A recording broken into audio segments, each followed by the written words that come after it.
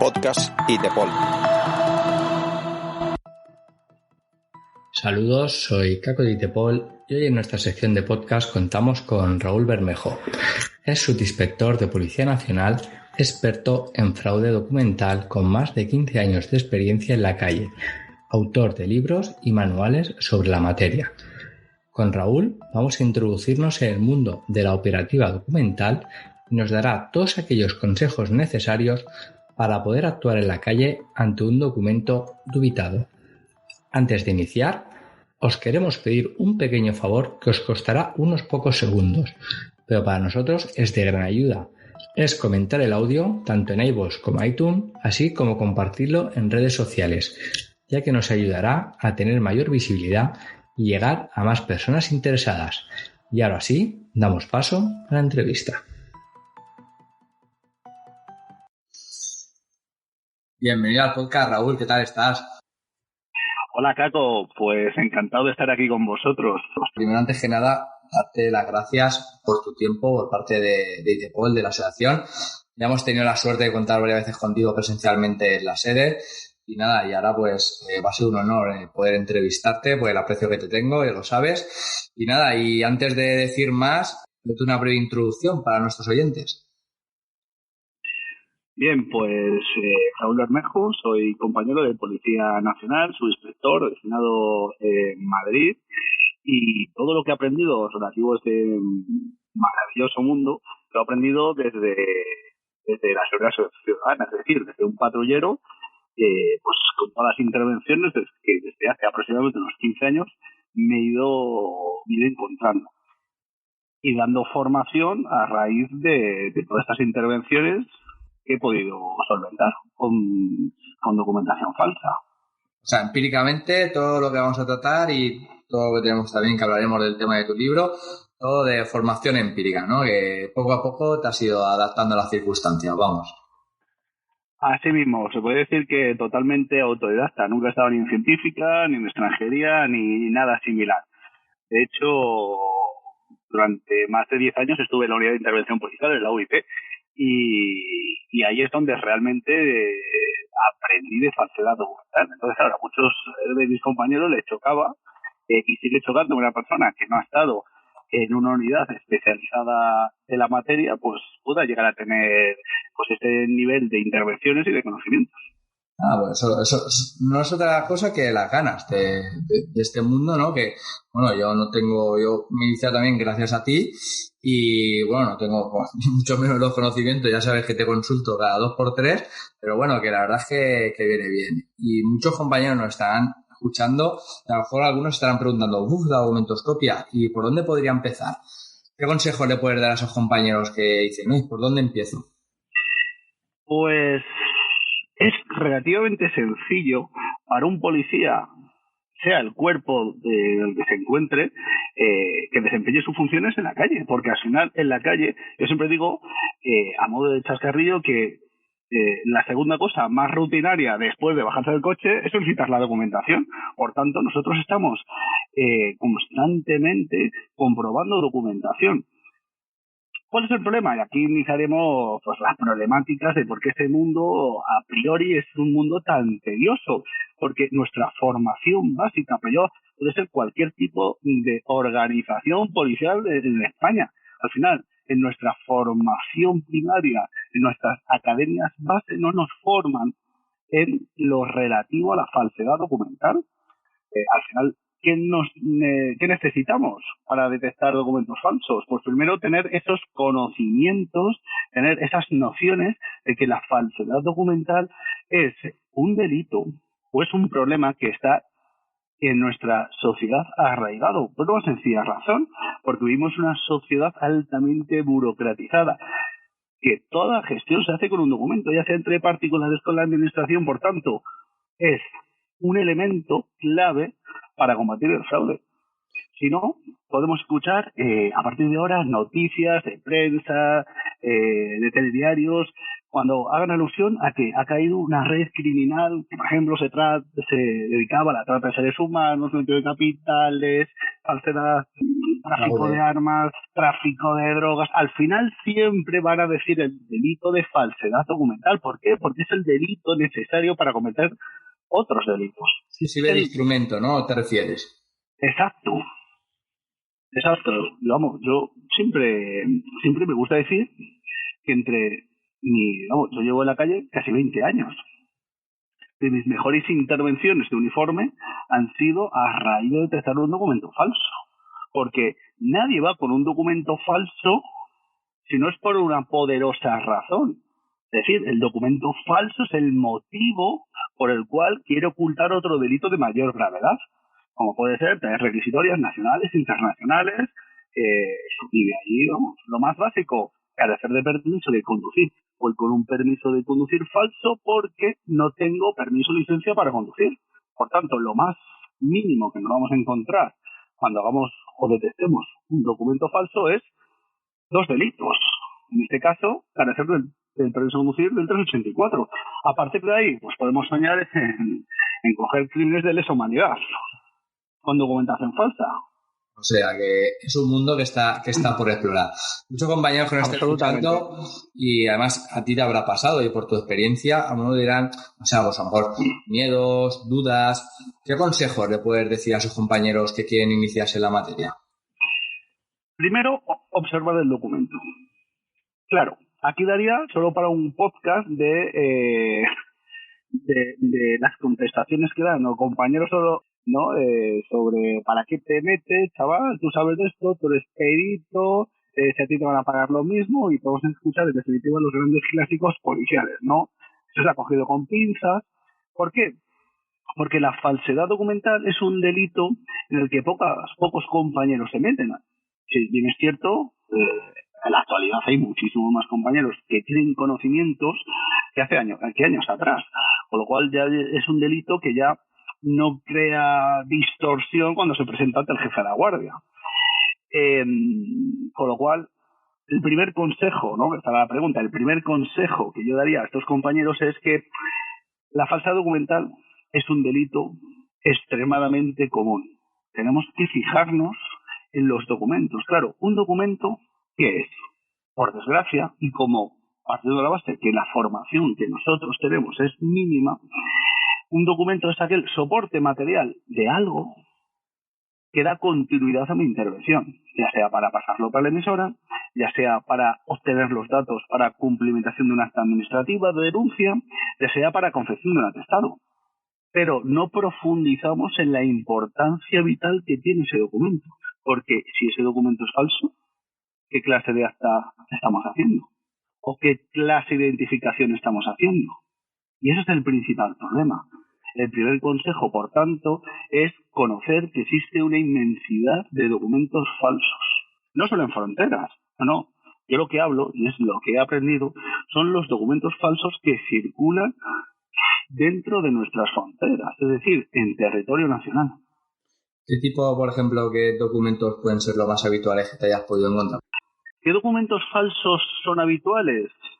Principalmente documentos, ya sean permisos de conducir o DNI, que a nivel europeo podríamos decir que son cartas de identidad de los países que componen el territorio Schengen. ¿Por qué? Porque además de tener una validez prácticamente igual que la de un DNI nacional, te vale para identificarse, para residir legalmente, y claro, y pensemos en un DNI de Croacia, de los compañeros que nos están escuchando, ¿cuántos lo conocen?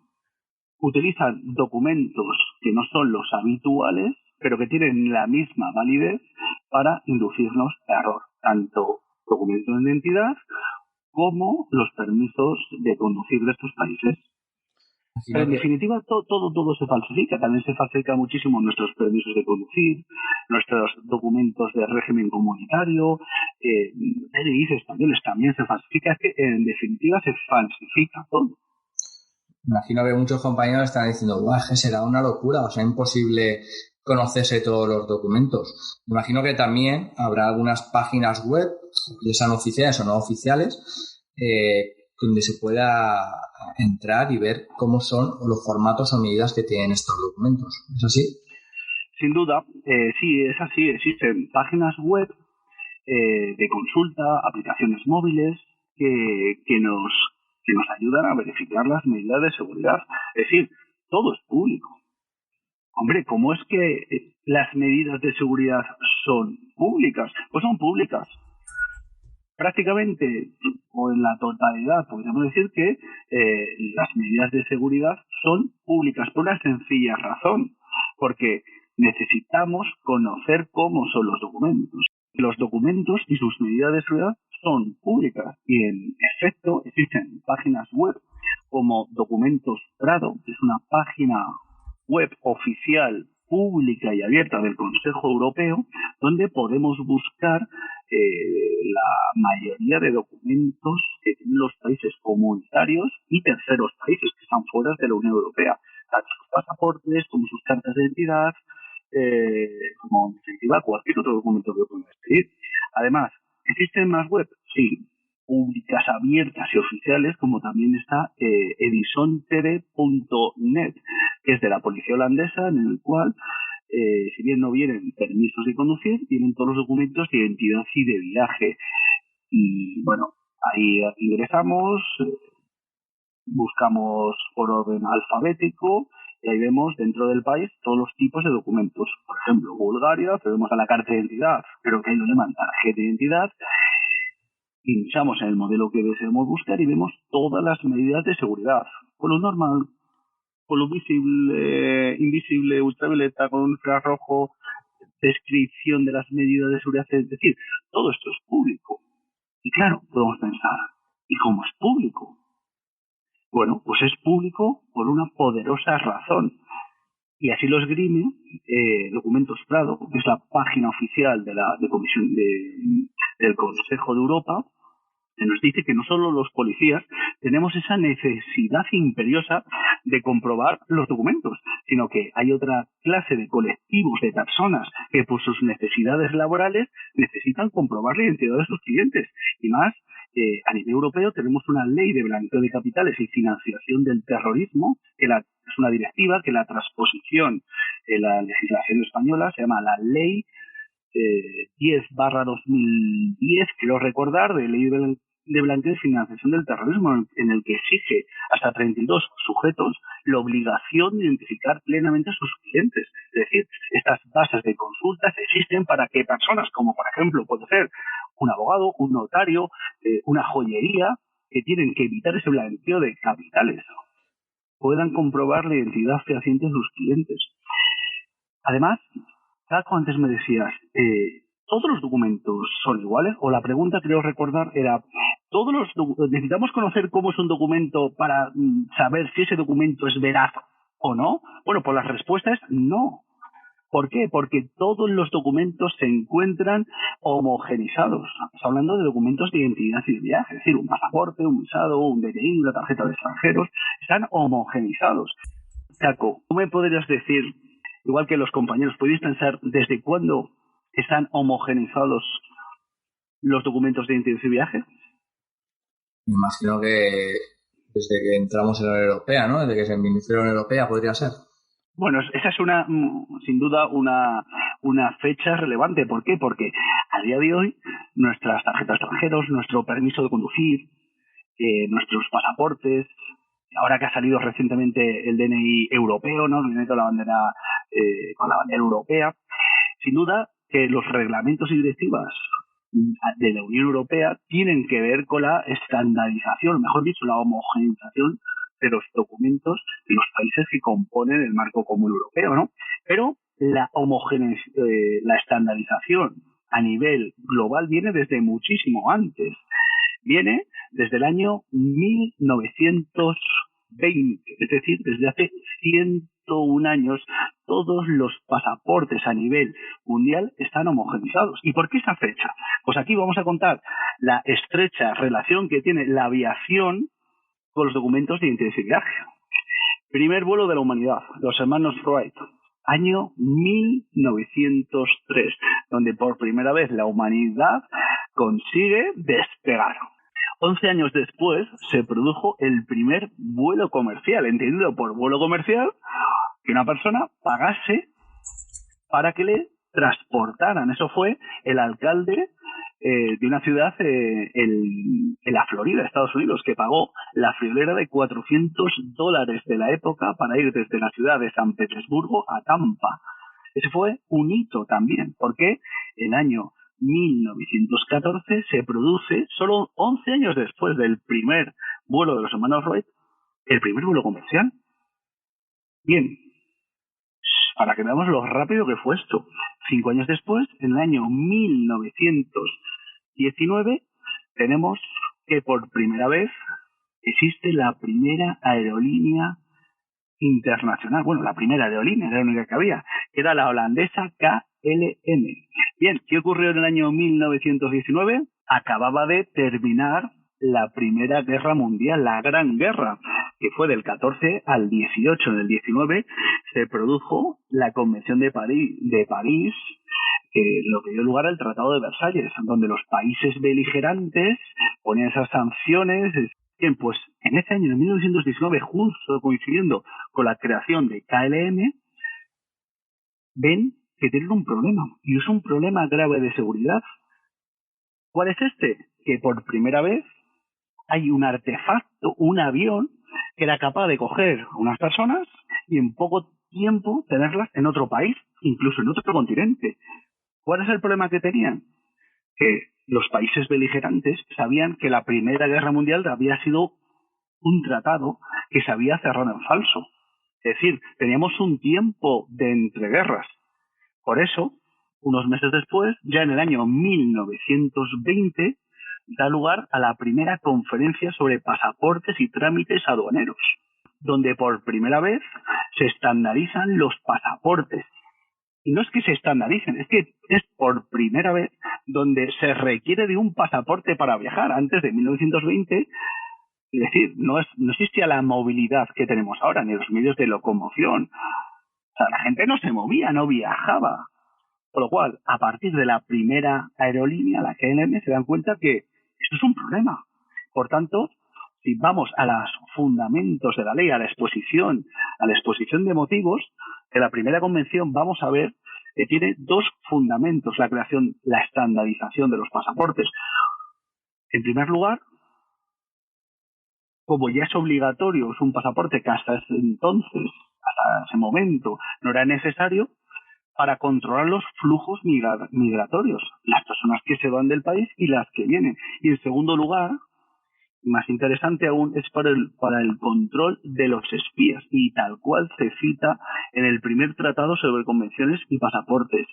De tal manera que lo que hacen es un modelo estándar, de tal manera que todos los países puedan reconocer como que ese es un pasaporte, unas características que ponga pasaporte, el país que los pide y el escudo constitucional, que es exactamente igual que los pasaportes que tenemos hoy en día. Por ejemplo, en nuestro caso, tu pasaporte y el mío, ¿qué diferencia tiene a un pasaporte de hace 100 años? Pues que ahora pone Unión Europea y viene un icono, un logo del chip, que significa que ese documento es de radiofrecuencia. Quitamos esos dos elementos y tenemos un pasaporte de hace 100 años. Lo que, hablando de la portada, estamos hablando de la portada. Evidentemente en el interior hay modificaciones, la tecnología ha avanzado muchísimo y en definitiva esa vinculación de la aviación civil se transformó en que a día de hoy, si utilizamos la similitud que tiene la Biblia para el cristianismo, el libro fundamental para la expedición de documentos es el documento 9303 de la ICAO. ¿Qué es la ICAO? Asociación Internacional de Aviación Civil, que pertenece a Naciones Unidas. En este documento, el documento 9303, que los compañeros que están escuchando, si cogen ahora el teléfono móvil y ponen en Google doc Delta Oscar Charlie .9303 ICAO, ahí van a ver que se pueden descargar 13 volúmenes en PDF con todas las medidas de seguridad de los documentos. Cómo se realiza un soporte de seguridad, cómo se imprime ese soporte de seguridad, cómo se personaliza, que es la introducción de la fotografía y la firma, o cómo se complementa la zona de lectura mecánica o digital. Es decir, que todo es público. Todo absolutamente es público. Por tanto, a la pregunta de que tú me hacías antes, ¿es necesario conocerse los documentos? No.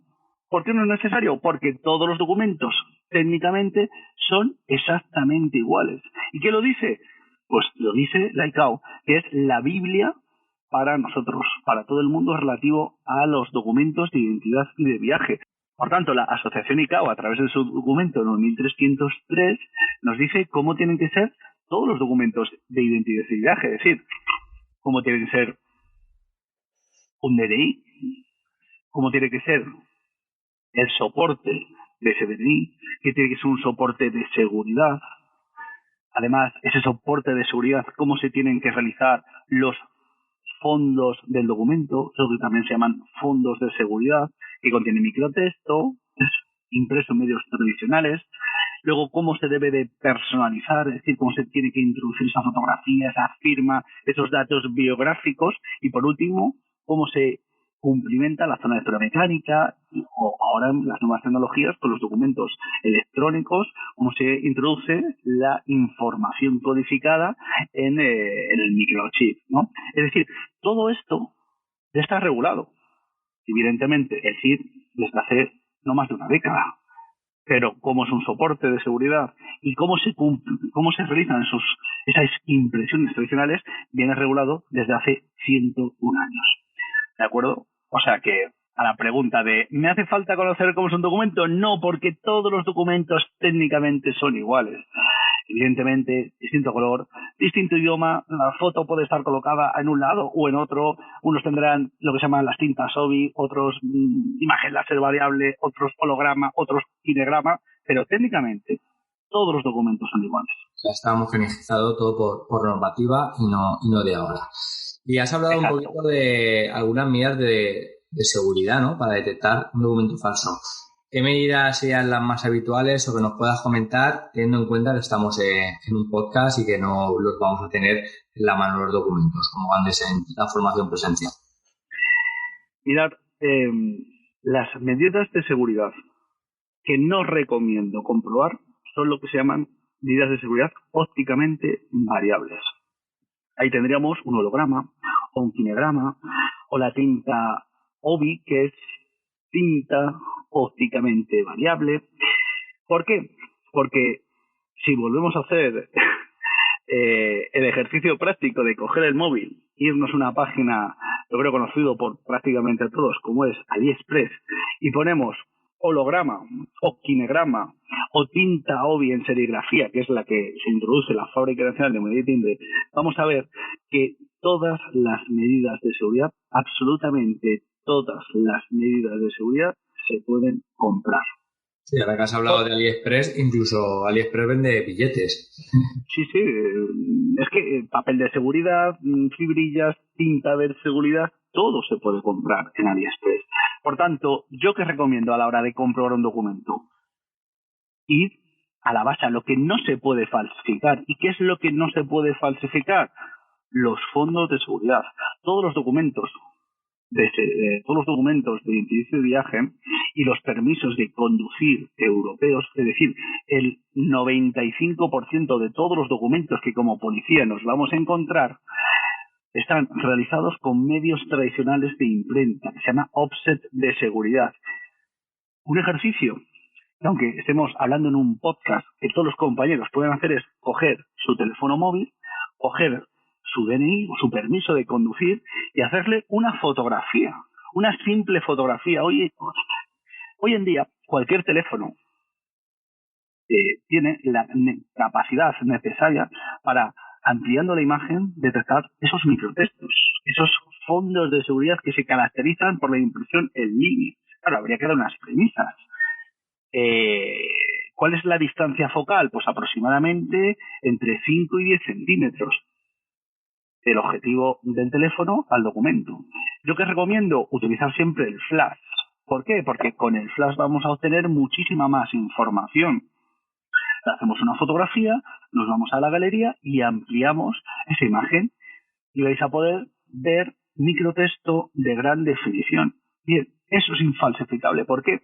Porque el offset de seguridad solo existen tres fábricas en el mundo. Una está en Suiza, otra en Estados Unidos y otra en Alemania. ¿Y quién puede comprar esta maquinaria de seguridad? Pues solo los países como son España, Francia, Inglaterra o Cuba.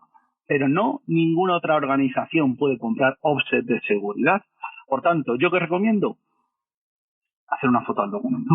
Hombre, lo suyo, lo óptimo, tener una lupa, un sistema de aumentos, pero en caso de no disponer de un sistema de aumentos, medio de fortuna, el teléfono móvil.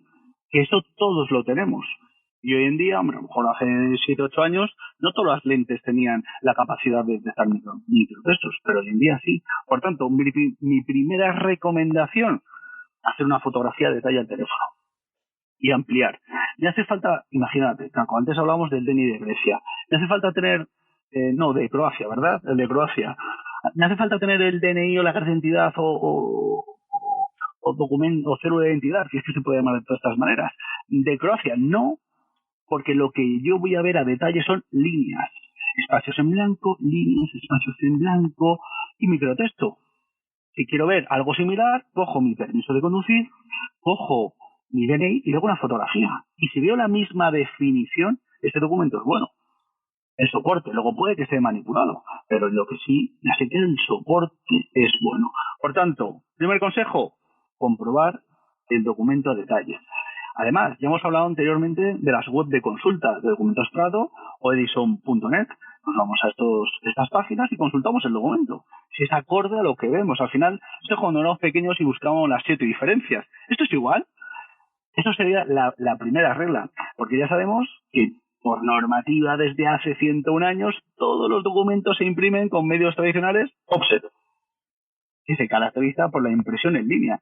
Pero es que esto lo podemos hacer desde casa. Llegamos un momento, cogemos el teléfono móvil, fotografía nuestros documentos y vamos a ver que es una línea, 4 o 5 espacios en blanco, otra línea, 4 o 5 espacios en blanco y normalmente, o en la práctica totalidad de los documentos modernos, van a llevar microtexto. Vamos a detectar ese microtexto.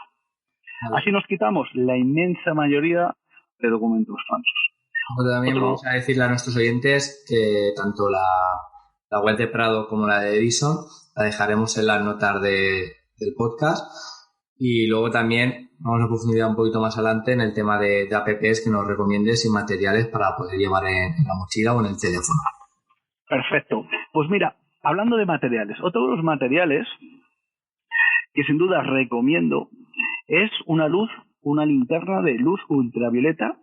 Ojo a esto, que es lo más importante, 365 nm, que es nanómetros. 365 nanómetros. La longitud de onda ultravioleta va de 200 a 400 nanómetros, pero la que nos sirve en documentoscopia es 365. Por ejemplo, yo puedo tener una linterna de ultravioleta en casa. ¿Cómo saber si es 365 o no es 365? Que puede ser 370, 390, 395. Esas no valen para detectar documentos falsos. Además, esta es una pregunta tuya, cuando haces el examen. Sí. Tuya, me acuerdo yo. Por tanto, ¿cómo saber si lo que tenemos en casa nos sirve? Lo podemos utilizar. Cogemos nuestro documento nacional de identidad, nuestro DNI, y le enchufamos con la luz. Nuestro DNI tiene 3 tipos de tintas luminiscentes. Tiene la roja, tiene la azul y tiene la amarilla. Por tanto, si la luz que tenemos en casa o que hemos comprado nos detecta la luz amarilla, la roja y la azul, eso es 365 nanómetros. Si por el contrario solo detecta la azul, no se ve ni la roja ni la amarilla, no es que se la borra el documento, es que esa linterna no nos sirve, por lo cual la desechamos porque nos puede dar un falso positivo. Por tanto, y hablando antes de AliExpress, igual que lo utilizan los malos para comprar las medidas de seguridad, pues también nosotros podemos servirnos de esta página web para comprar una linterna bastante buena por un precio reducido de 3 euros. Existen linternas bolígrafo, las hay mejores. O sea, hay unas que son 20 euros, que son la caña, pero al final eso pesa en el bolsillo. Con lo cual, yo con el tiempo me doy cuenta que cuanto más pequeño y potente, mejor, porque eso lo voy a llevar siempre encima. Con lo cual, una linterna tipo lápiz que va en la manga y cuesta alrededor de 3 euros. Si te parece, lo incluimos también en... Sí, claro, me mandas el enlace para dejarla a los compañeros y así la tenemos también. Vale, además de ver tintas luminiscentes con la luz ultravioleta, ¿qué vamos a ver? Pues si el documento presenta o no blanqueantes ópticos. ¿Qué es esto de los blanqueantes ópticos? Mirad, por normativa internacional, y volvemos desde hace 101 años, desde el año 1920, todos los soportes de seguridad, y por eso se llaman soportes de seguridad, en su procedimiento de fabricación nunca o no se le añaden blanqueantes ópticos. ¿Y qué son los blanqueantes ópticos? Claro, esta es la pregunta. Los blanqueantes ópticos, en definitiva, es la lejía, pero no la lejía comercial, sino la lejía industrial. ¿Sabes cuál es cómo se denomina la lejía industrial? Es el cloro.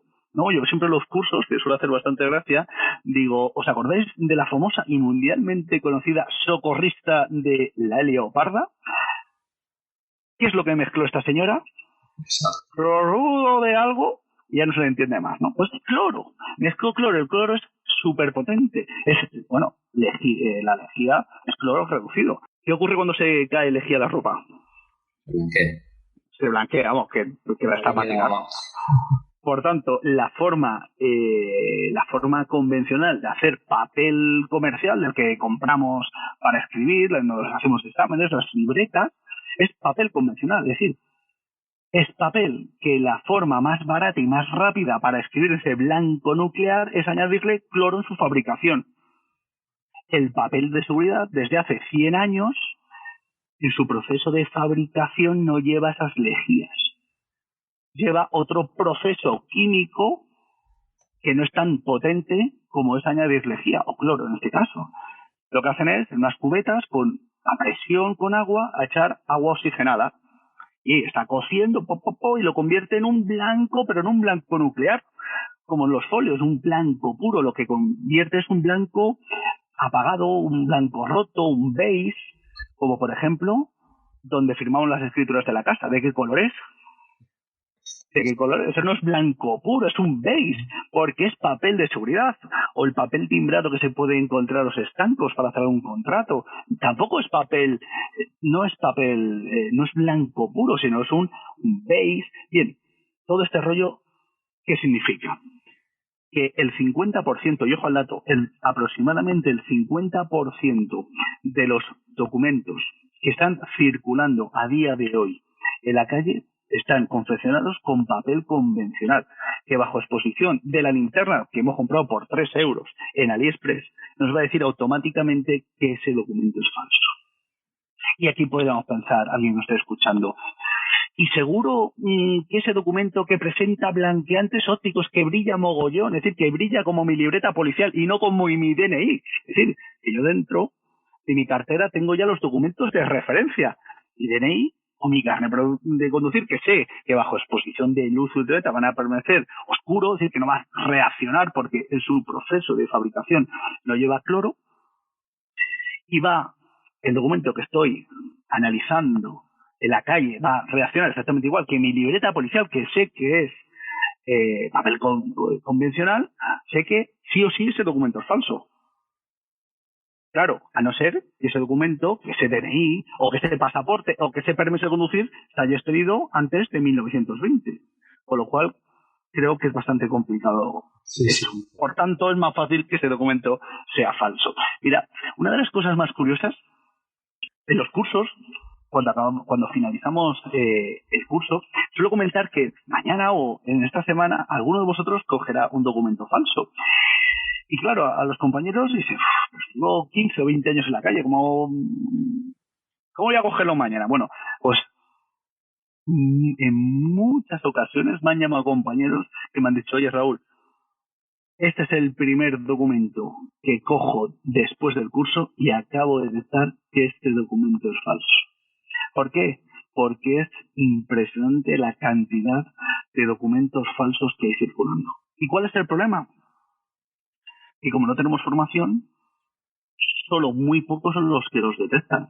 De hecho, algo habitual con los compañeros que se hayan introducido en este mundillo es habitual que cuando detenemos a una persona por falsedad documental nos digan, no, esto es bueno, y que estén convencidos de que el documento es bueno. Por una sencilla razón, porque le han parado tantas veces que ya están convencidos que el documento es perfecto.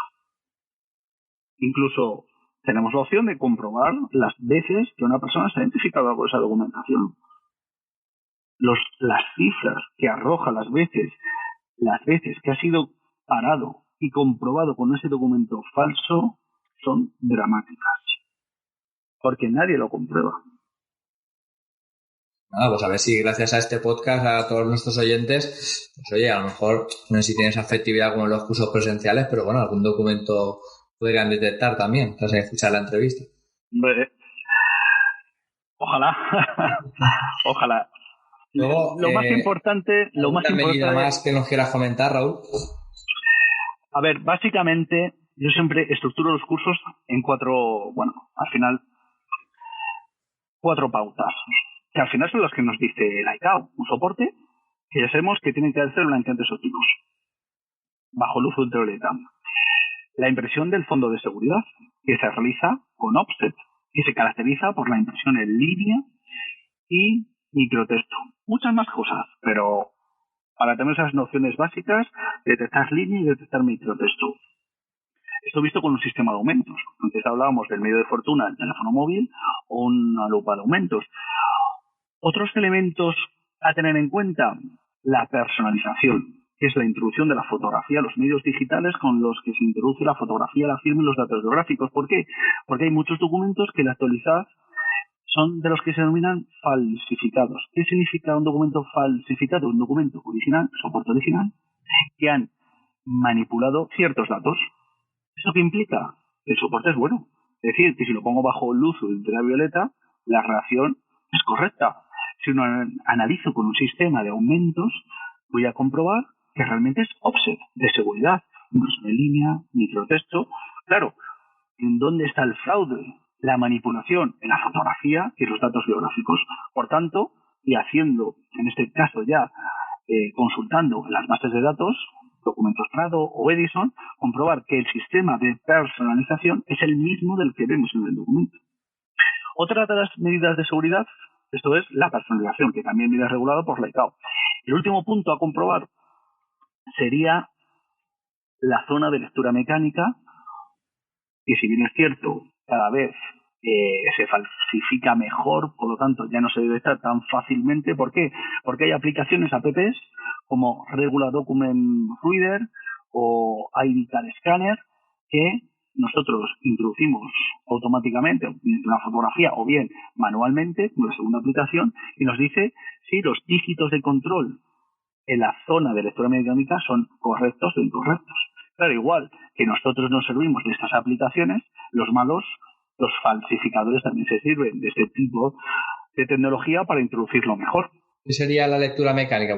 Vale, la zona de lectura mecánica es esto que cuando éramos pequeños decía que la última cifra de la derecha era la gente que se llama como nosotros. Eso es erróneo, eso es un bulo. Situada, la zona de lectura mecánica es la cumplimentación de los datos principales del documento introducidos en esa zona para que un lector, de manera automáticamente, cuando se introduce el documento en un escáner, nos diga qué documento es, qué país es el que lo ha emitido, cuál es su número de documento, cuál es su número de soporte, fecha de nacimiento del titular, fecha de caducidad de este documento y nuestro nombre y apellidos, ¿vale? Además introduce 4 dígitos de control para saber si ha sido manipulado, alterado o algo relacionado con el fraude. En el DNI o los documentos tamaño tarjeta, que se denominan por la ICAO documento ID1, están situados en el reverso. Y los documentos más grandes, como son los pasaportes, formato ID3, están en la página principal, abajo del todo. Y es eso, una introducción de esos principales datos, de tal manera que, como volvemos a comentar, que esto está relacionado con la aviación, de tal manera que cuando un documento para realizar un cruce fronterizo sea ágil, se introduce por el viajero el documento en el pasaporte, con lo cual nos dice si es correcto o incorrecto y agiliza el cruce fronterizo, además de dar mayor seguridad al documento. Gente, Raúl, muchos compañeros que han escuchado esta introducción sobre esas medidas que tienen que comprobar, ver un documento, ¿no? Y les surge algún tipo de dudas. ¿Cómo proceder en ese momento? Bien, lo primero que tenemos que hacer, y perdón, sé que somos policías, es medidas de autoprotección. ¿Por qué? Si yo cojo un documento, me mosquea cualquier elemento del mismo, lo que no puedo hacer es decirlo, o sé que es falso. Lo que no puedo hacer es decir al compañero, oye, compi, vete para acá, mira, esto es falso, vamos a ver cómo es esto. ¿Por qué? Porque el malo no está viendo. O sea, eso es la primera regla de oro, es autoprotección. ¿De acuerdo? Una vez que somos conscientes de que al final estamos trabajando en la calle y que tenemos que tener esto claro, lo primero que debemos de comprobar para saber si ese documento es bueno o es malo es lo que hemos dicho anteriormente. Por facilidad, con la luz ultravioleta, comprobar si tiene blanqueantes ópticos o no. Si veo que tiene blanqueantes ópticos, ya sé que en el 99,9% ese documento va a ser falso. Ojo, siempre hay que comprobar más elementos. A continuación, me metería en el coche sin que la persona me esté viendo, el portador de ese documento me vea, y comprobaría lo que hemos hablado de, con el smartphone, haciendo una fotografía con un sistema de aumentos, que es offset, que la complementación está correcta, y luego otros elementos como la zona de lectura mecánica. No, eso serían las pautas que tienen que seguir en el caso de localizar dicho documento y no generar algún tipo de duda.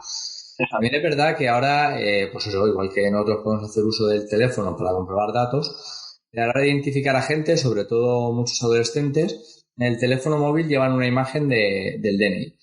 Imagínate, o del permiso de conducir. Imagínate que vemos si puede ser que se ha dubitado este documento. ¿Tendría algún encaje jurídico a través del teléfono móvil que nos esté enseñando el DNI, que hayan modificado algún elemento o cualquier cosa? Si puede ser jurídicamente relevante, ¿verdad? Sí.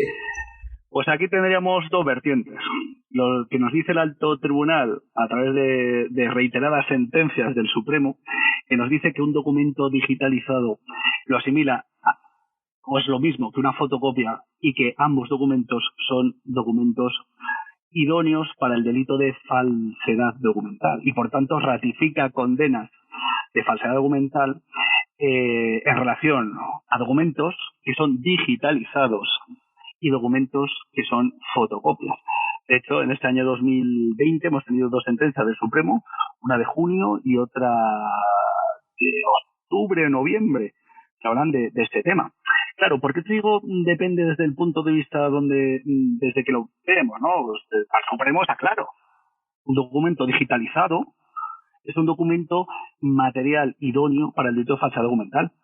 Más cuando tenemos una ley ley orgánica de seguridad, ley orgánica de protección de seguridad ciudadana, la famosa 4/2015, en el artículo 16.2, que nos habla de la identificación y que incluye para poder identificar los medios telefónicos o telemáticos. Es decir, que una ley orgánica me habilita a identificar a una persona por un documento digitalizado.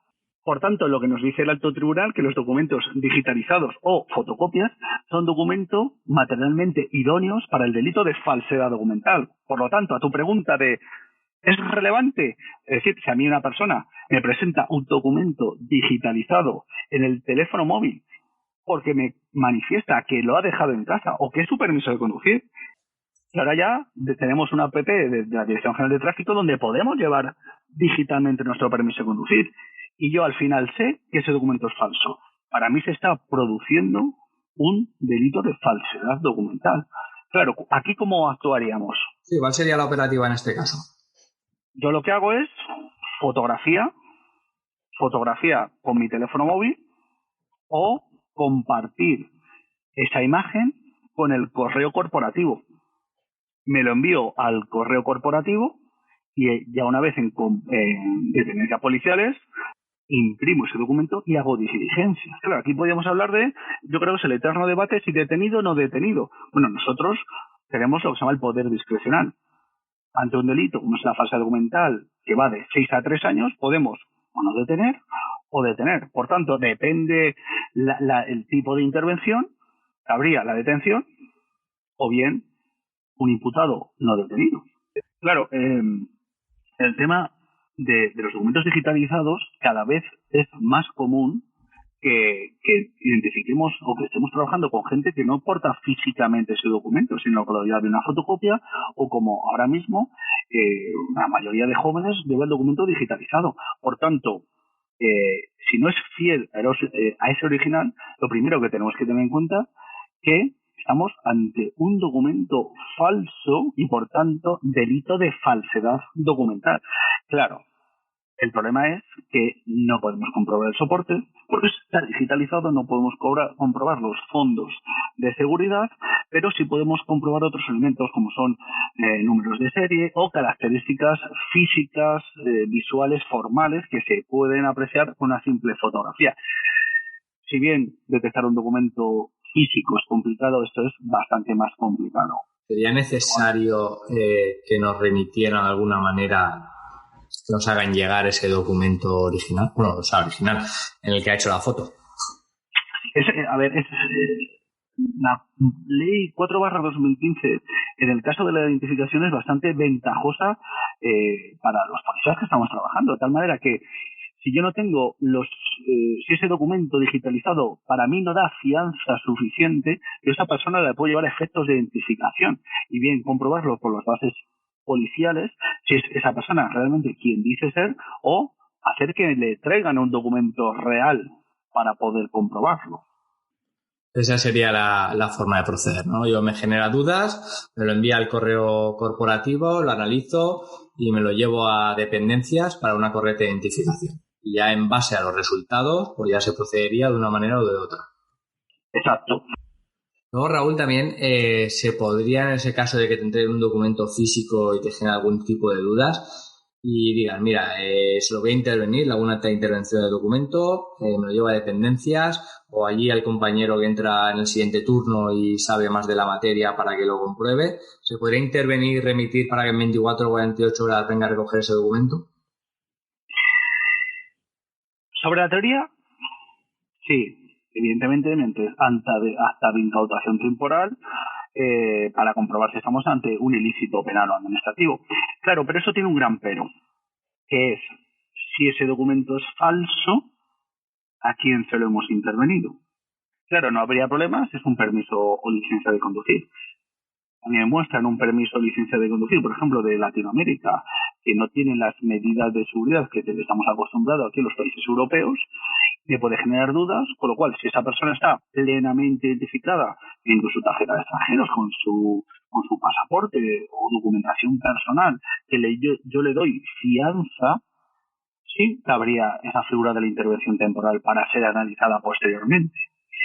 Pero claro, si nosotros vemos que el documento que genera sospecha sigue siendo ese documento que acredita la conducción, el permiso de conducir, pero que solo lleva ese documento, ¿habría esa figura? Para mí no, porque ¿a quién se lo estamos interviniendo? A una persona que nos ha dicho que se llama como figura en la licencia o permiso de conducir. Por tanto, si es falso, ¿a quién se lo hemos intervenido? Eso es, aunque no lo parezca, uno de los problemas habituales que me pregunta, aunque he tenido conocimiento de compañeros que han intervenido documentos, digo, es falso. Y ahora, ¿a quién le imputas el delito? Si no lo tienes identificado, no sabes quién es, porque ese documento es falso. ¿Van a ir a por él? Evidentemente no. Ahora dejando un poco de lado también estos temas de documentos públicos que hemos hablado hasta ahora, vamos a hablar también un poquito de documentos en materia mercantil o privados, ¿no? Por ejemplo, el tema del seguro de un vehículo, ¿sería necesario denuncia del perjudicado en esta ocasión? No sería necesario porque un documento mercantil no está dentro del precepto de los documentos privados. El documento mercantil se encuentra regulado en el artículo 392, que habla de que la protección es sobre documento público, oficial y mercantil. Por tanto, para que un documento público, oficial o mercantil sea delito, se tienen que producir varias alteraciones. En un caso, el primero sería la alteración de algún elemento o requisito de carácter esencial, es decir, realizar cualquier tipo de manipulación o alteración del documento original, por lo tanto sería un documento falsificado, o la creación de un documento íntegramente falso, que queda recogido en el Código Penal como la reproducción de un documento en todo o en parte de manera que induzca error sobre su falsedad, ¿no?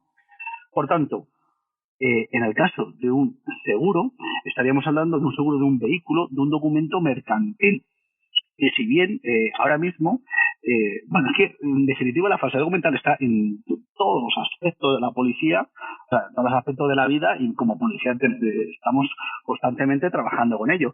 Es muy habitual o súper habitual, no sé si os ha pasado alguna vez, de coger la emisora, comprobar una placa de matrícula y nos figura que no tiene seguro, a lo que su conductor nos comenta que es que tiene seguro de flota y que por eso no nos aparece en nuestra base de datos.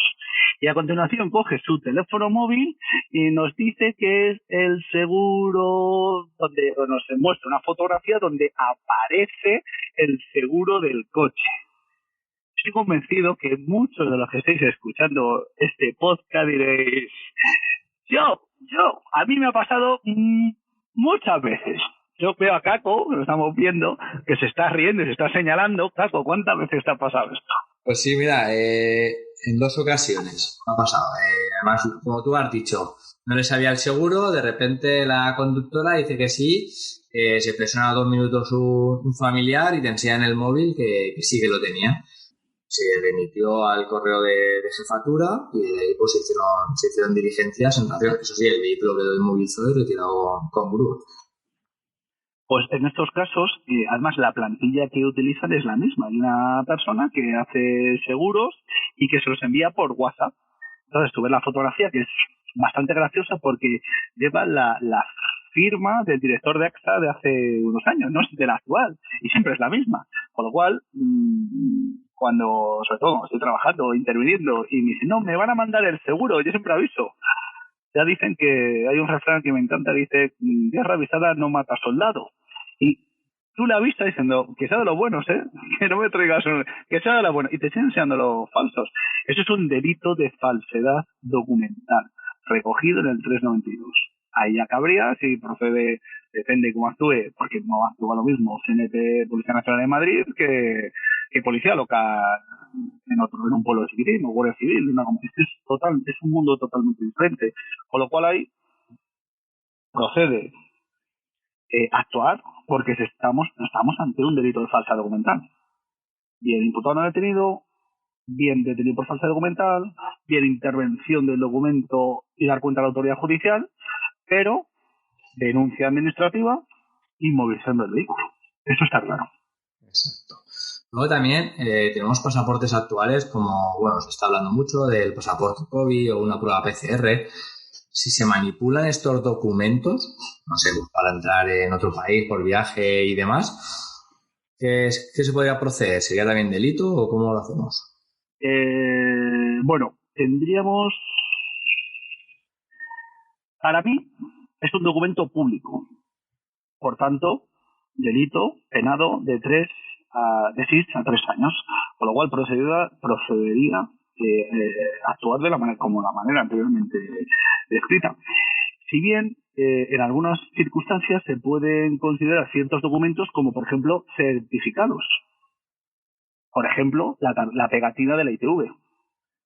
La pegatina de la ITV, que se consideraba como documento público, si bien una sentencia del Supremo reciente, desde 2020, quiero recordar, dice que es un certificado. Claro, un certificado es delitos, la pena multa de 3 a 6 meses, con lo cual sería un delito leve. Con lo cual, yo siempre recomiendo que la detención, si bien a mí me gusta mucho, no es siempre la única solución. Es decir, hay otras herramientas. Hemos hablado anteriormente del imputado detenido o intervenir y dar cuenta al juez. Sí, lo que está claro que si no lo tenemos claro, no hay que detener. porque existen otras figuras menos lesivas. Raúl, el tema de la pegatina en la ITV, justamente, hablándolo en un grupo de compañeros, algunos hacían mención a que inmovilizar el vehículo a la espera de juicio. ¿Qué opinas al respecto? No lo veo, porque al final el objeto material del delito no es el vehículo, sino que es simplemente la pegatina. Por tanto, intervengo la pegatina.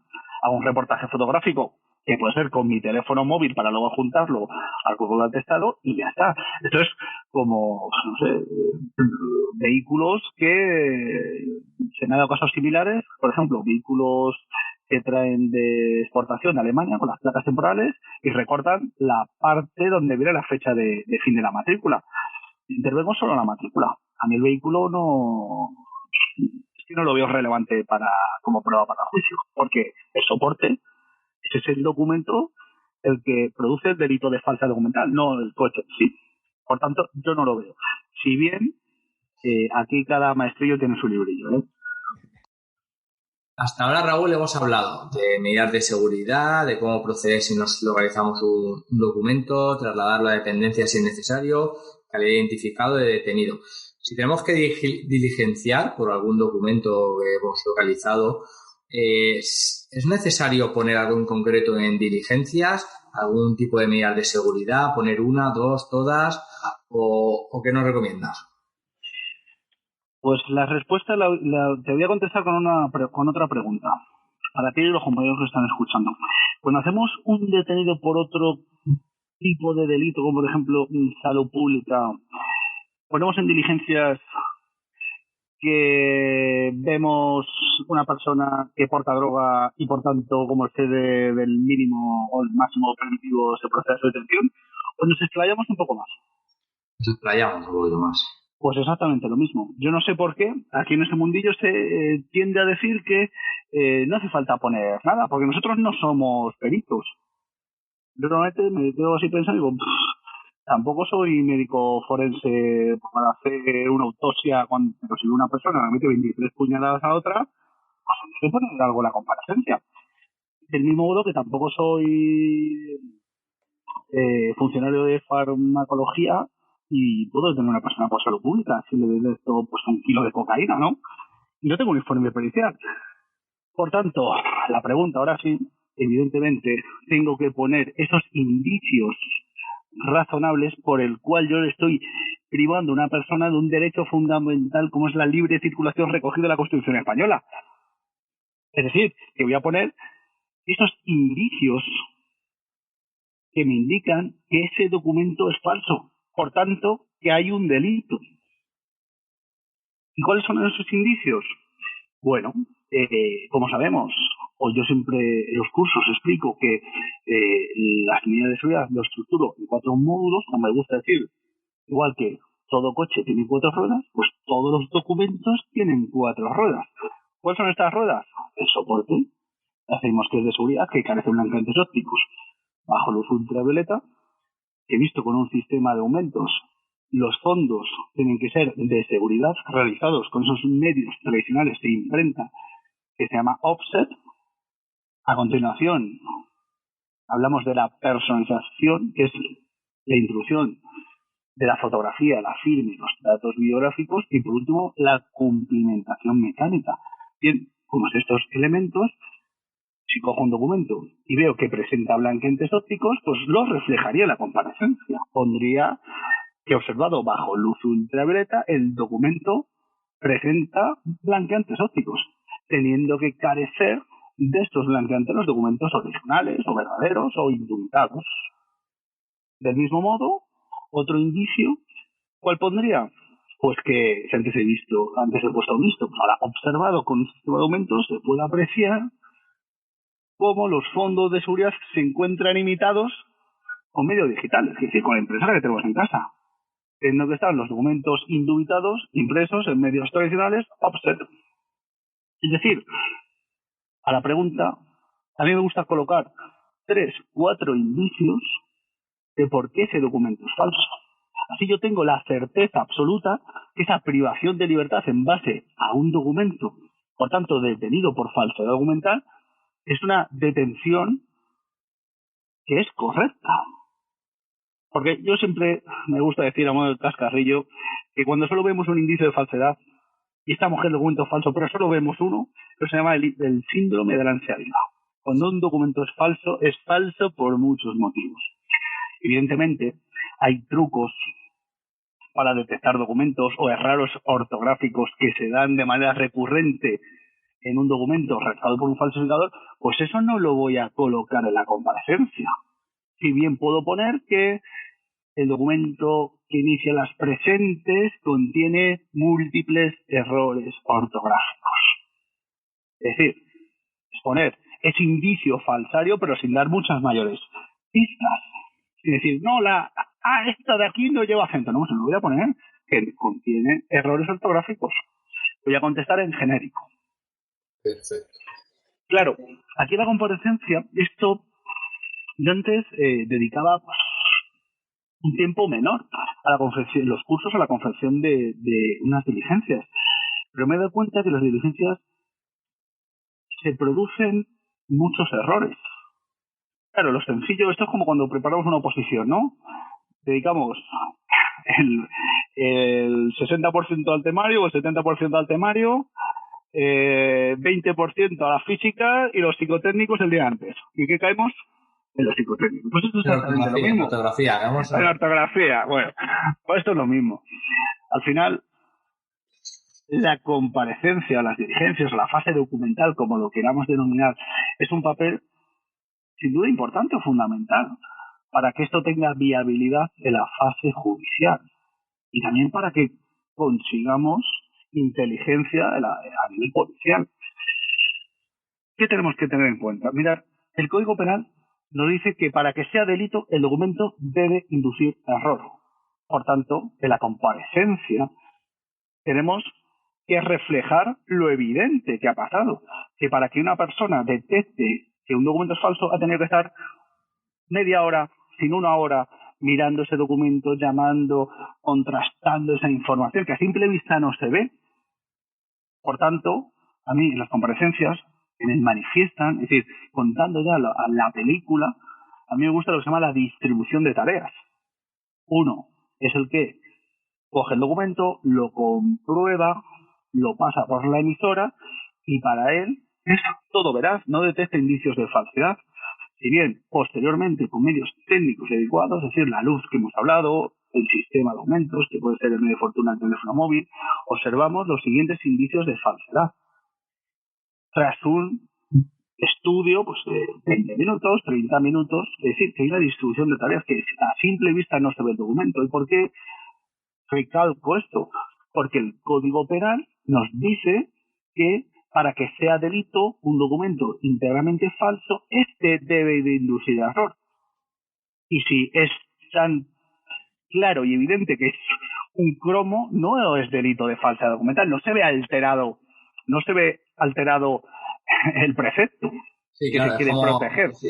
Antes que te comprabas una cartera y te venía el antiguo carnet de permiso de conducir, este rosa, y a lo mejor la gente, pues a lo mejor se ponía algo a boli, que yo lo he visto, y claro, eso tú lo estás viendo, es tan evidente que en este caso no sería... No sería falsa documental.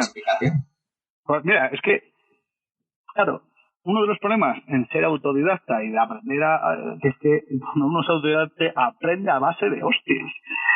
Mi primer juicio por falsedad documental me hicieron lo que se llama la pregunta encadenada. ¿Qué es la pregunta encadenada? El que, ya no me acuerdo muy bien, hace ya bastantes años del tema pero era algo así relacionado con, bueno, usted estaba trabajando y montó un control. Sí. Y claro, con esto de la pregunta encadenada, al final me preguntó, entonces, usted cuando cogió el documento de mi cliente, vio claramente que este documento era falso. Y dijo, sí, claro, es falso. Absuelto. ¿Por qué? Porque se demostró en sede judicial que no me había inducido a error. ¿Qué aprendí ahí? Que tiene que inducir a error. Por tanto, distribución de tareas. Uno de los compañeros lo da por bueno. Es decir, no es que lo dé por bueno, es que como nos pasa siempre, no vemos indicios suficientes para poder saber que eso es falso. Porque un documento, o sea, la falsedad burda no existe, o prácticamente ya no existe. Cuanto menos existen falsificaciones o documentos falsos muy elaborados. Por tanto, con esta distribución de tareas es una traba menos a la hora de que condenen a esa persona que va con un documento falso. Eso. Has dicho que pues esto, en sede judicial acudiste. ¿Es necesario ser perito o te han exigido que para este tipo de atestados hay que ser perito en documentoscopio? No, eso es otra de leyendas de los mitos policiales, del mismo modo que antes comentamos que para detener a una persona del mismo modo que no me hace falta ser forense para detener a una persona que ha matado a otra, o igual que si cojo una persona con 1 kilo de cocaína no me hace falta ser de farmacia para detener, porque nosotros detenemos siempre por indicios. Claro, aquí podemos hablar otro podcast de contestaciones de jefes a los compañeros de que pero tú eres perito, chaval. Pues no, porque no me hace falta, yo detengo por indicios. Cuando vamos al juicio por falsedad documental, por un delito de falsedad documental, van 3 figuras: el detenido como investigado, nosotros como testigos, y va una tercera figura. Esa tercera figura es el perito judicial. Y no es como en las películas americanas que llega el perito judicial y demuestra en la sede: yo que soy perito digo que este documento es redoble de tambor, falso. No, en instrucción, Policía Científica emite un informe pericial diciendo si ese documento es falso o no. En caso de ser falso, se va al juzgado de lo penal para que se enjuicie. Y lo normal es que no se entre a juicio. ¿Por qué no se entra a juicio? Porque es un informe pericial. Por tanto, la inmensa mayoría de personas, ¿qué hace? Conformarse. Durante la charla, Raúl, hemos hablado de APPs y de medios, materiales que sean necesarios llevar encima para cuando sea una situación de este tipo. ¿Cuáles serían aquellas que tú dijeras, esto sí o sí, o bien estas APPs como estos medios, tienes que llevar? Pues mira, Caco, hablando de APPs, yo tengo unas cuantas que son de obligado cumplimiento llevar en el móvil. Recomendación, antes de nada: coger una carpeta, ponerla documentos y todas las aplicaciones meterlas en esa carpetita. ¿Por qué? Porque si no, cuando necesitemos utilizarlo, no la vamos a encontrar, van a estar perdidas en las 350 millones de aplicaciones que, por ejemplo, yo tengo en el teléfono, con lo cual metería estas aplicaciones que vamos a hablar ahora igual que las páginas web que hemos hablado. Es decir, tú te metes en Documentos Prado o en edison.net, en Android o en iOS, metes pantalla como un icono al inicio y las metería dentro para una consulta rápida. APPs, pues mira, hay una app buenísima que es de Regula Document Reader. Regula, junto con 3M y Desco, son 3 empresas gigantes que se dedican a la verificación de documentos. De hecho, cualquier escáner que podamos encontrar en un aeropuerto, o es Desco, o es Regula, o 3M. Bueno, todos esos conocimientos que ha adquirido Regula durante muchos años, dedicándose a este sector, ha realizado una app gratuita que nos sirve para leer de forma automática la zona de lectura mecánica. Si bien antes comentaba, para los puestos fronterizos, la inmensa mayoría de documentos que se utilizan para el cruce de fronteras, la zona de lectura mecánica, es correcto.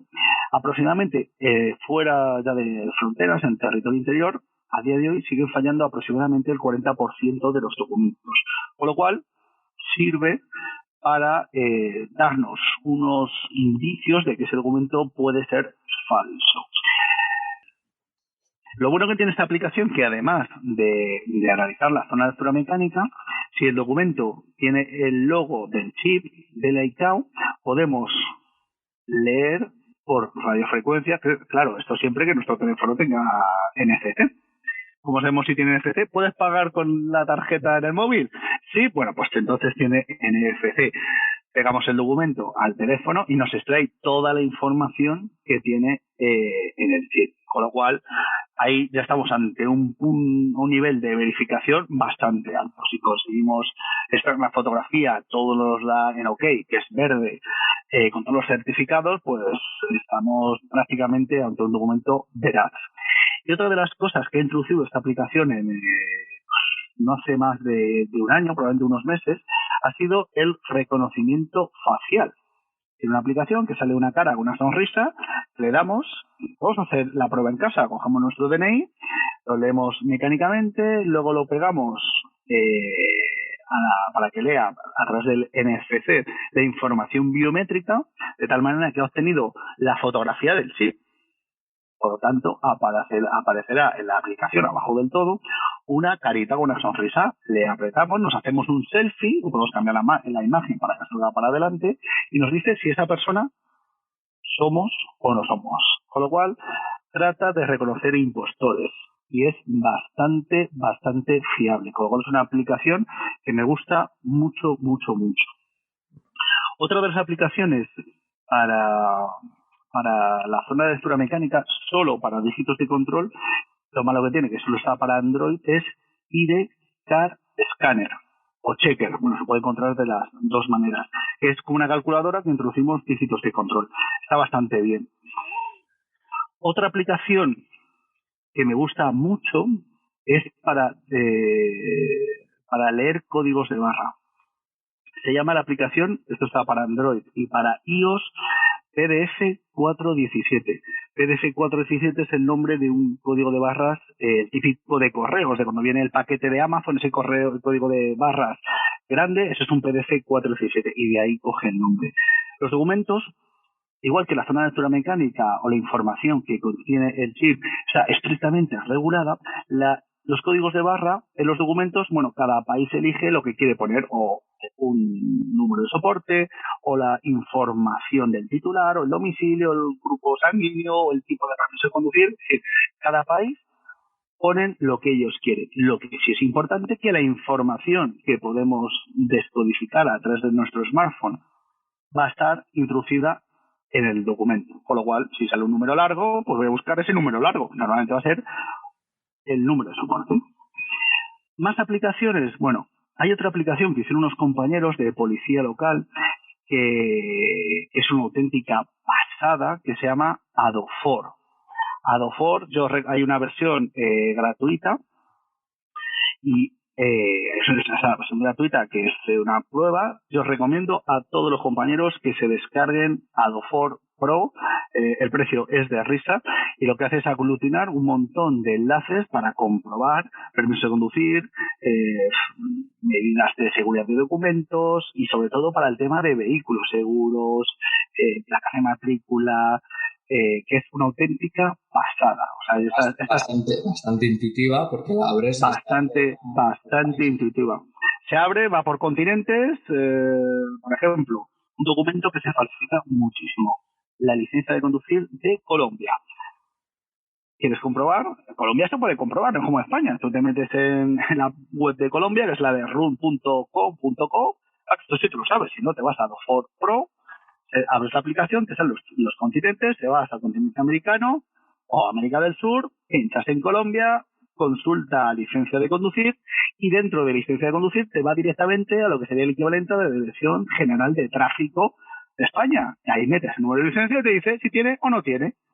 Si tiene, los tipos de licencia que tiene, incluso tiene multas de tráfico, reconocimientos médicos, cuando se expidió, cuando caduca, una auténtica pasada. Eso a través de los compañeros que hicieron la aplicación de Adofor, que sin duda para los frikis de este mundillo nos facilita mucho la vida. La verdad es que sí. Sin duda, sí. Y en tema de, antes has hablado de la luz ultravioleta, ¿qué más nos puede, y también has comentado la lupa de aumentos, ¿qué más también nos podías recomendar? Pues para un nivel básico de patrullero, de policía que está en la calle, más que de sobra.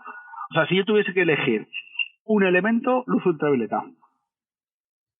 ¿Por qué? Porque tengo el medio de fortuna que es nuestro smartphone. Que me gusta el mundillo y me introduzco una lupa.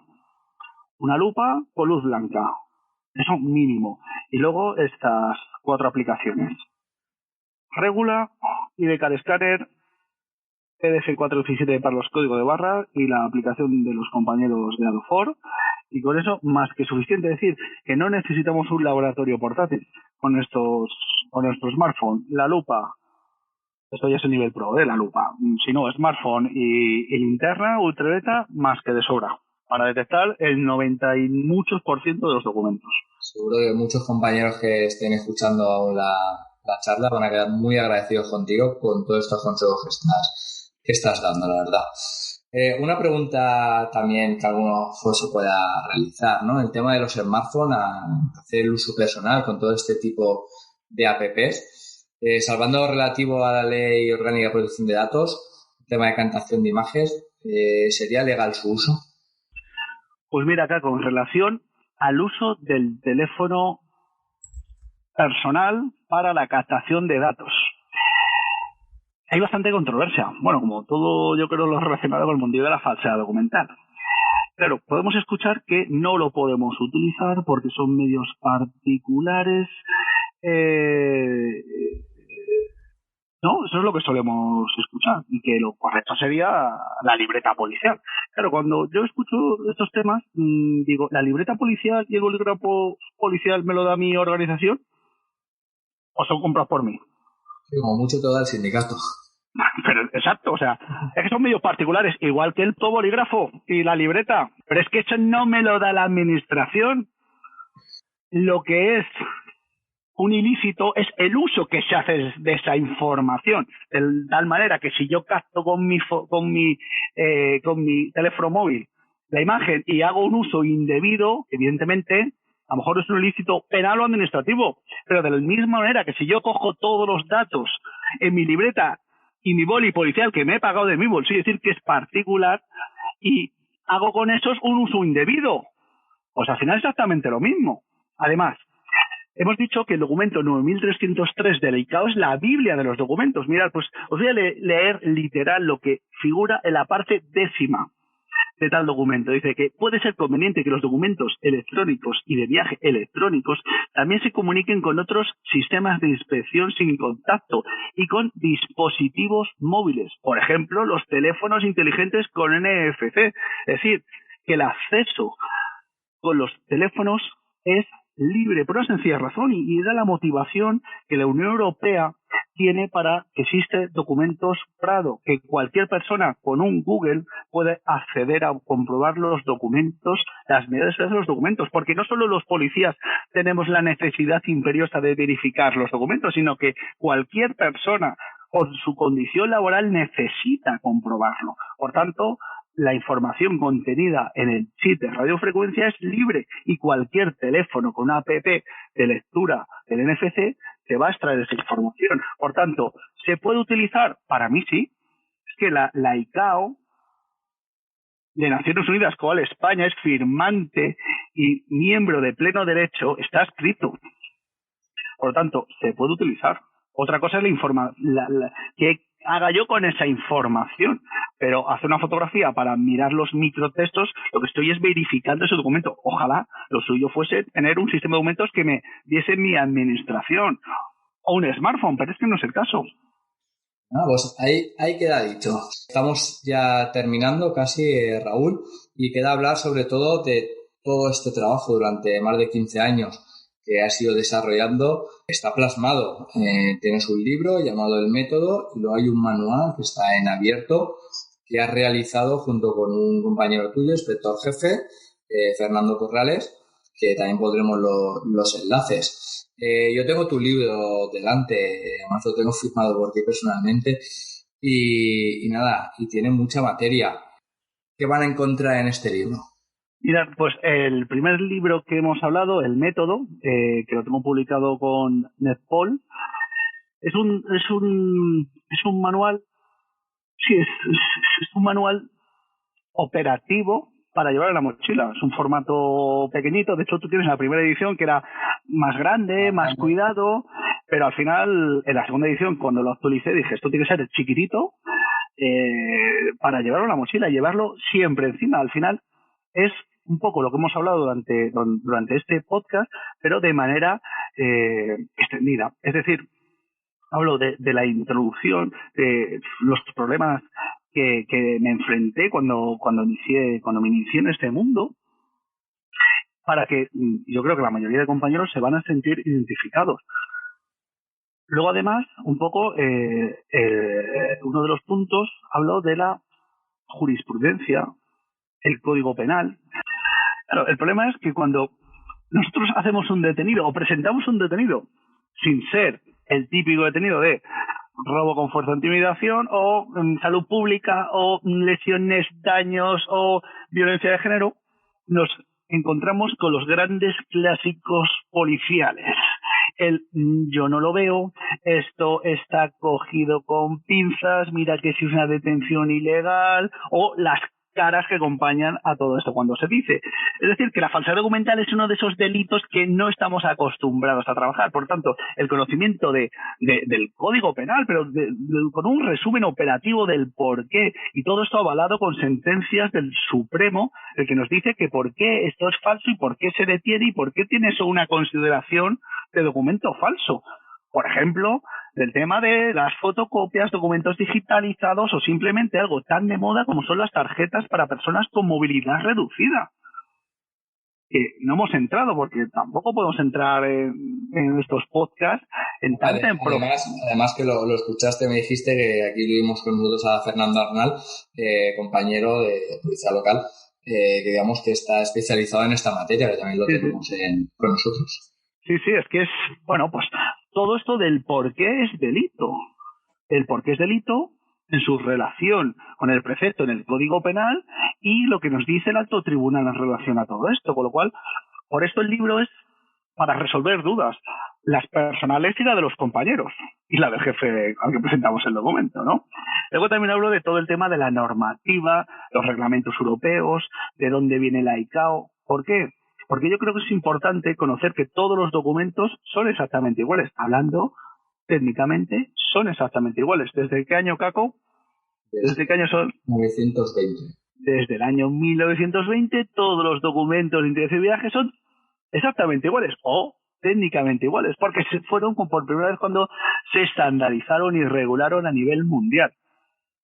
Otro de los puntos que hablo es del tema de lo que yo denomino las 4 ruedas, que es un soporte de el método. A continuación, tema de comparecencias y ¿qué más podéis encontrar ahí? Pues documentos más falsificados y algún anexo. De seguridad también lo comentas. Sí, al final es un manual rápido. Y luego, por otro lado, tienes el que has dicho con el compañero, que este sería más técnico, ¿vale? Son casi 400 páginas, 396 páginas en concreto, si no recuerdo mal. Y aquí viene de todo. Sí. Y yo creo que no falta nada. Este documento, o sea, este libro es, sin duda, es un vademecum. Es un material que ha sido muchos años de trabajo y si bien no es para llevar a la mochila, el físico pesa casi 2,5 kilos. Y aquí tendremos el enlace para descarga. Es un libro gratuito, ya que cedimos todos los derechos al Ministerio de Interior, que fue quien nos publicó este libro. Sacó unos volúmenes a la venta y lo demás está escrito el enlace donde se va a colgar en la descripción del grupo, es el enlace de la página de descargas del Ministerio de Interior. Y ahí, bueno, es en definitiva un vademecum en relación al mundo de la documentoscopia. El libro se llama Falsedad documental para especialistas en documentoscopia. Exacto. Vamos a intentar poner todos los enlaces del libro, del vademecum, de las aplicaciones, de los materiales de AliExpress, de todo, para que nuestros oyentes lo tengan todo recogido y no tengan que buscar ellos. Luego ya, sí, por último, Raúl, yo sé que por el tema de la pandemia pocos cursos presenciales habrá podido hacer durante este tiempo, pero si algún compañero, digamos, que quiere estar contigo, conocerte, y yo recomiendo tus 2 cursos, el de verificación operativa, el nivel 1 y el nivel 2, que el nivel 2 sobre todo es mucho más práctico. ¿Dónde te pueden localizar? Pues con vosotros, cuando voy a Valencia, una vez que el señor quiere pasar pronto la pandemia, sí. Encontréis la sede de ITEPOL, un honor y una casa para mí. Y cuando no puedo ir a Valencia, estoy en NetPol, Instituto de Seguridad, y ahí estoy dando cursos presenciales y también en streaming. Vamos, todos los meses estamos dando una edición. Perfecto. Principalmente ahí es donde estoy desarrollándome como formador. ¿Y nos podrías contar algún proyecto que tengas en mente, consejos o algo para finalizar? Pues proyectos, de momento no tengo nada en mente. pues seguir disfrutando de mi trabajo, que es lo que me apasiona, y seguir haciendo muchos detenidos y por falta de documental todo lo que pueda. Al final tengo la suerte de disfrutar de mi trabajo y de ser feliz en él. Así que no pido nada más. Es lo importante. Sin duda. Pues nada, Raúl, yo creo que por parte de ITPOL, ya te hemos dicho al principio, muchas gracias por tu tiempo, por compartir tus conocimientos con nuestra audiencia. Sabes que, como tú me has dicho, ITPOL es tu casa, tu sede aquí en Manises, en Valencia, y con muchas ganas de volver a tenerte. Así que nada, un placer tenerte con nosotros. El placer es mío. Muchísimas gracias por esta oportunidad, por esta confianza.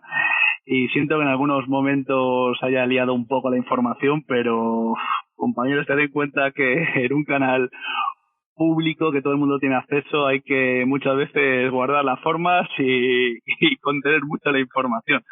Así que muchas gracias. Espero que os haya gustado esta introducción en el mundillo de la falsedad documental. Y como me gusta acabar todos los cursos, si me lo permites, Caco, siempre suelo decir que la falsedad documental es una fuente inacabable de palotes. Así que muchas gracias y espero que esta instrucción os haya servido. Un cordial saludo.